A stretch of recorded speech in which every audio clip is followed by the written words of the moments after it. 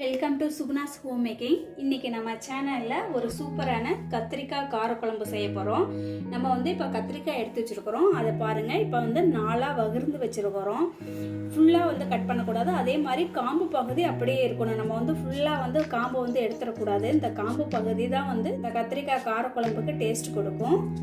இப்போ பாருங்கள், இதை 4 வகிர்ந்து வச்சுருக்கிறோம். இதில் பூச்சி இருக்கா என்னங்கிறத நீங்கள் செக் பண்ணிக்கிங்க. பூச்சி இருக்க போகுது.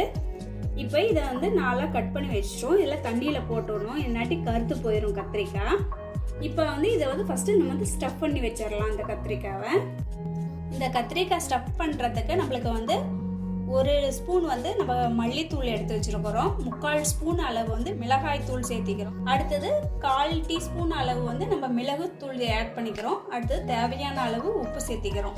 இப்போ இதில் நான் கொஞ்சமாக தயிர் எடுத்து வச்சுருக்கிறேன். இந்த தயிர் மிக்ஸ் பண்ணி நம்ம தண்ணி ஊற்ற வேண்டியதில்லை. ஏன்னா கத்திரிக்காயிலேயே நம்ம தண்ணி இது இருக்கும்.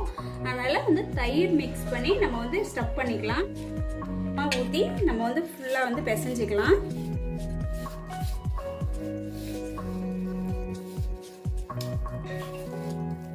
இப்போ பாருங்க, இந்த அளவுக்கு நம்ம பிசைஞ்சு வச்சிட்டோம். இந்த கத்திரிக்காய் எடுத்துட்டு நம்ம உள்ள ஸ்டஃப் பண்ணிக்கலாம்.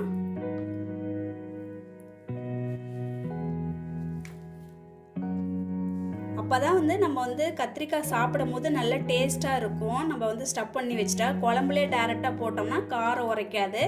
நம்ம இது மாதிரி செய்யும் போது நல்ல டேஸ்ட் கொடுக்கும். இந்த காரக்குழம்புக்கு நல்ல டேஸ்ட் கொடுக்கும்.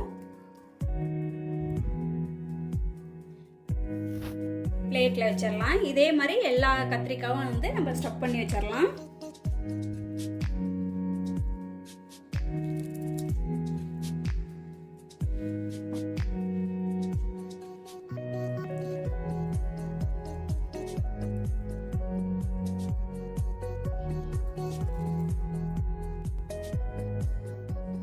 பாருங்க, எல்லா கத்திரிக்காயும் நம்ம நல்லா ஸ்டஃப் பண்ணி வச்சிட்டோம். இப்போ இதை நல்லா நம்ம வதக்கிக்கலாம். நம்ம குழம்போட கத்திரிக்காய் போட்டு வதக்கிறதோட நம்ம இப்படி தனியாக கத்திரிக்காய் வதக்கும் போது நல்ல டேஸ்ட் இருக்கும். சீக்கிரமும் வதங்கிடும் கத்திரிக்காய். இப்போ பேன் ஹீட் பண்ணிட்டு நம்ம ஆயில் கொஞ்சமாக சேர்த்துக்கலாம்.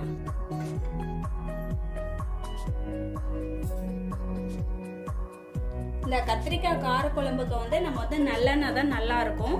சப்போஸ் நல்லெண்ணெய் இல்லாட்டி வேணால் நீங்கள் கடலெண்ணெய் இல்லை மற்ற ஆயில் யூஸ் பண்ணுங்கள். ஆனால் காரக்குழம்பு புளிக்குழம்புக்கெலாம் நல்லெண்ணெய் தான் நல்லா டேஸ்ட் எடுத்து கொடுக்கும். இப்போ ஆயில் நல்லா ஹீட் ஆயிடுச்சு. நம்ம ஸ்டஃப் பண்ணி வச்ச கத்திரிக்காய் போட்டு நல்லா வதக்கிக்கலாம். அடுப்பை மீடியம் ஃப்ளேமில் வச்சுக்கலாம்.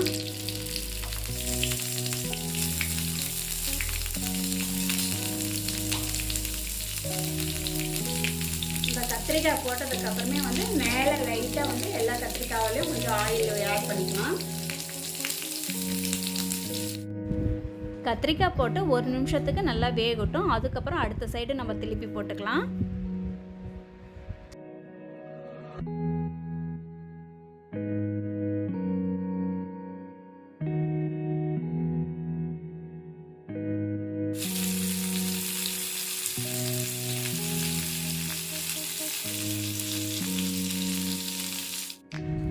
கத்திரிக்காவை நல்லா ஸ்டஃபிங் பண்ணி நம்ம போடுறதுனால மசாலா நம்ம குழம்புல போடும் போது கரையாது, நல்லாயிருக்கும். கத்திரிக்காவோட மசாலா நல்லா ஒட்டி இருக்கும். அதுக்காக தான் நம்ம ஸ்டஃபிங் பண்ணி போடுறது.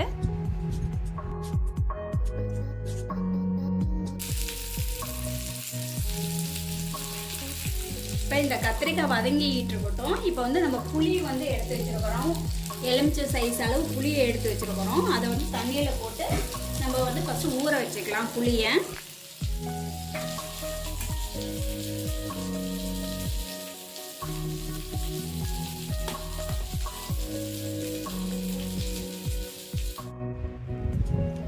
புளியில் கொஞ்சமாக வெதுன்னு தண்ணி ஊற்றி நம்ம ஊற வச்சுக்கலாம்.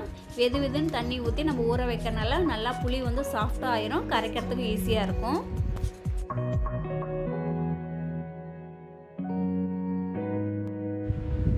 அவ்வளோதாங்க, கத்திரிக்காய் 3/4 அளவு வதங்கிருச்சு. இன்னும் ஒரு 2 நிமிஷம் வதங்குச்சுன்னா கத்திரிக்காய் ரெடி ஆயிரும்.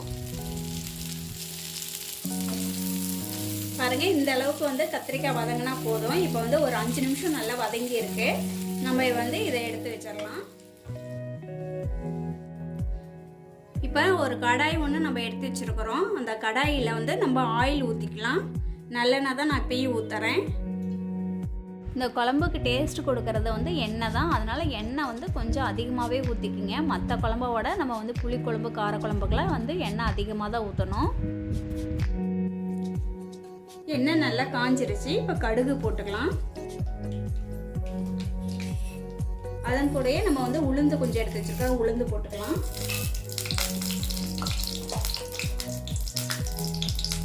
ஜீரகம் வந்து ஒரு 1/4 டீஸ்பூன் போட்டுக்கலாம்.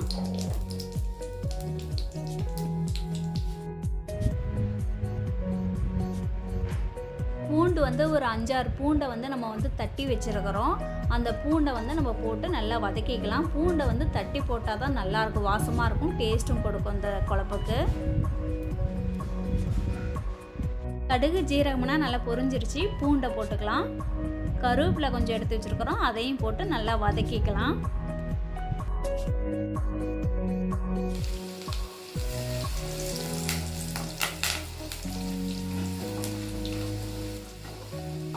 பாருங்க, எண்ணெயில் பூண்டு போடவும் நல்லெண்ணெய்க்கு அதுக்கும் நல்ல ஃப்ளேவர் இப்போயே நல்லா இருக்கு.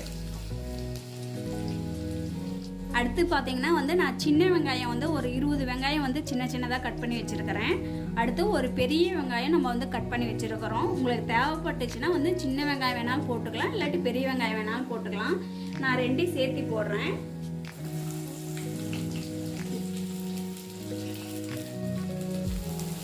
வெங்காயம் போட்டு நல்லா வதக்கி விடுங்க.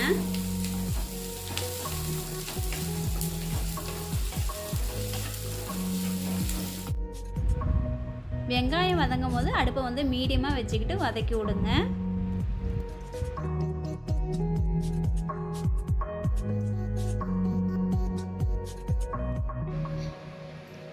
வெங்காயம் நல்லா வதங்கிருச்சு. 2 தக்காளி எடுத்து வச்சுருக்கிறோம். அந்த தக்காளியை வந்து சின்ன சின்னதாக கட் பண்ணி நம்ம வந்து வெங்காயத்தோட சேர்த்து நல்லா வதக்கிக்கலாம்.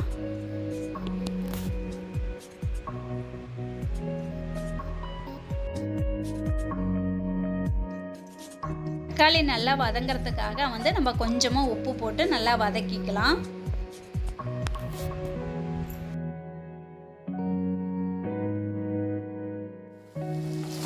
பாருங்க, தக்காளி எல்லாமே நல்லா மசிஞ்சிருச்சு, நல்லா வதங்கிருச்சு. இப்போ நம்ம கத்திரிக்காவை ஆட் பண்ணிக்கலாம்.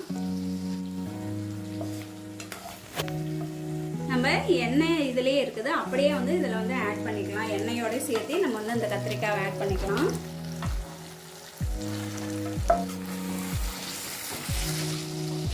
அப்படியே அழுங்காமல் ஒரு பெரட்டி விடலாம் கத்திரிக்காவை.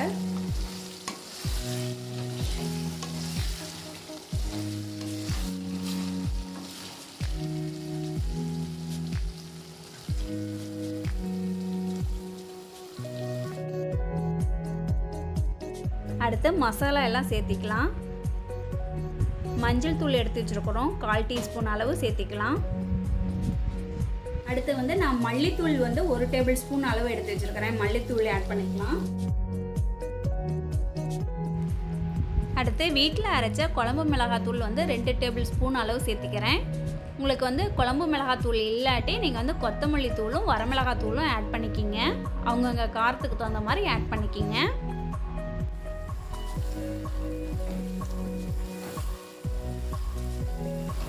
இந்த மசாலாலாம் எண்ணெயிலே வதங்குற அளவுக்கு நம்ம 1 நிமிஷத்துக்கு நல்லா வதக்கி விடலாம்.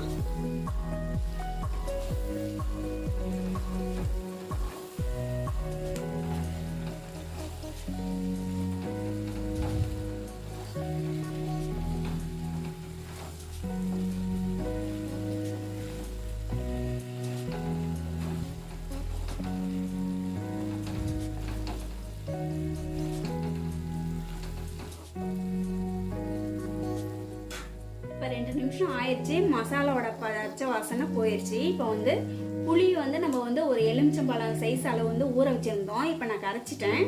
புளியை வந்து இப்போ ஊற்றிக்கலாம்.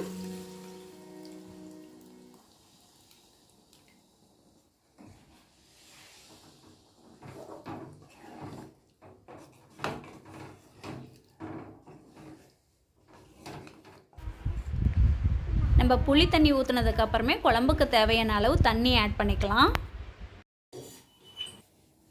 இப்போ குழம்புக்கு தேவையான அளவு உப்பு சேர்த்திக்கலாம். ஏற்கனவே வந்து நம்ம கத்திரிக்காய் வந்து ஸ்டஃபிங் பண்ணும் போது கொஞ்சம் உப்பு சேர்த்தி இருக்கிறோம். நம்ம வந்து வெங்காயம் தக்காளி வதங்கும் போது உப்பு சேர்த்தி இருக்கிறோம். அதனால பார்த்துக்கிட்டு உப்போட அளவு பார்த்துக்கிட்டு போட்டுக்குங்க. இந்த காரக்குழம்பு நல்லா வந்து கொதிச்சு எண்ணெயெல்லாம் பிரிஞ்சு வரட்டும். அது வரையும் நல்லா கொதிக்கட்டும்.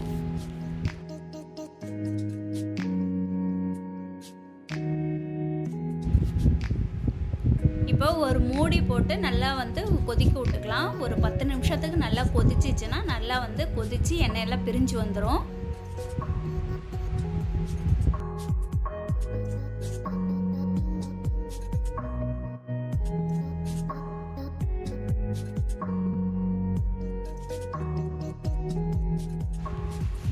இப்போ ஒரு 5 நிமிஷம் ஆயிடுச்சு. நல்லா கொதிச்சிருச்சு குழம்பெல்லாம். எண்ணெயும் நம்ம பிரிஞ்சு வரத்துக்கு ஆரம்பிச்சிருச்சு. இன்னும் ஒரு 5 நிமிஷம் இருக்கட்டும், குழம்பு ரெடி ஆயிரும். கத்திரிக்காயெல்லாம் நல்லா வெந்துருச்சு. இன்னும் ஒரு 2 நிமிஷத்துக்கு மட்டும் நல்லா வந்து கொதிக்க விட்டுக்கலாம் குழம்ப.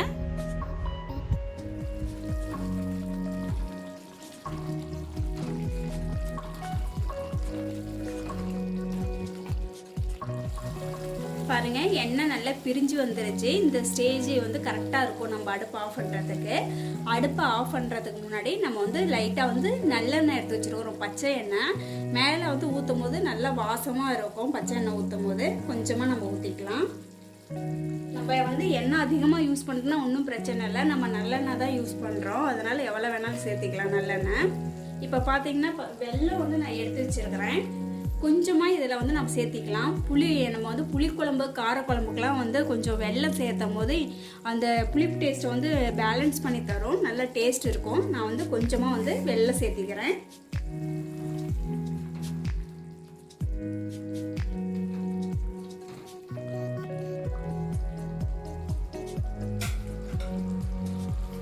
இப்போ மல்லித்தழை கொஞ்சோண்டு தூவி நம்ம வந்து அடுப்பு ஆஃப் பண்ணிக்கலாம்.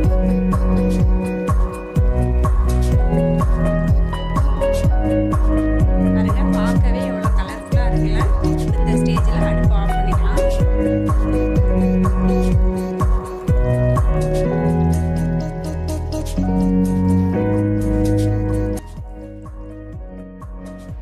கத்திரிக்காய் காரக்குழம்பு ரெடி ஆயிடுச்சு ஃப்ரெண்ட்ஸ். உங்களுக்கு இந்த வீடியோ பிடிச்சிருந்துச்சுன்னா லைக் பண்ணுங்க, ஷேர் பண்ணுங்க, கமெண்ட் பண்ணுங்க. மறக்காம பக்கத்தில் இருக்க பெல் பட்டனையும் கிளிக் பண்ணி விட்டுருங்க. பாய்.